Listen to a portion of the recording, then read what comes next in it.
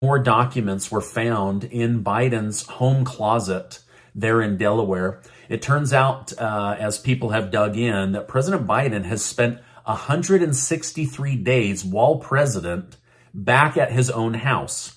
Now, naturally, this caused people to begin to wonder who's been visiting the president that would have access to these top secret classified documents about other countries, about our own country, and put the nation at risk with national security. Now, all weekend long, Republican lawmakers pressured the White House for visitor logs to Biden's Delaware home so that they can start basically doing trace contacting like during COVID and mapping out who would have had access to these highly classified intel documents about Ukraine, Iran, and China.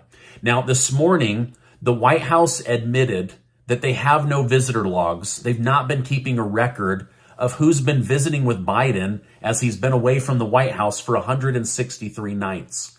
And they're basically admitting we have no idea who's been in Biden's home or who has access to his garage. And for this reason, they're starting to panic.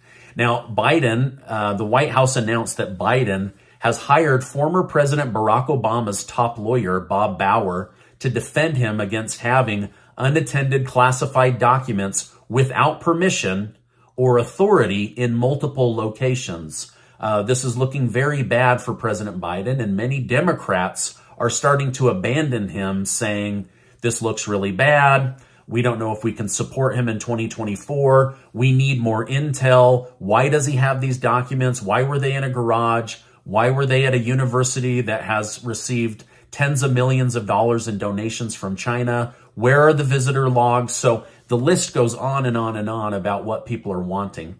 Now, on top of that, Biden has a bigger problem with the IRS as new documentation comes out from the Biden family.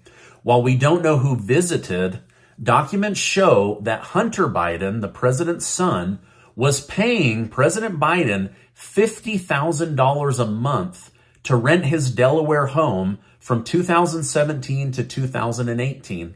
However, this information seems contradictory with Joe Biden's tax documentation claiming he only received $20,000 in total rent from Hunter Biden. Now, as we all know, Hunter Biden, he's dealing with a lot right now. I don't know that I could say he's a trustworthy person. He has been caught lying, and he's in the middle of several big investigations.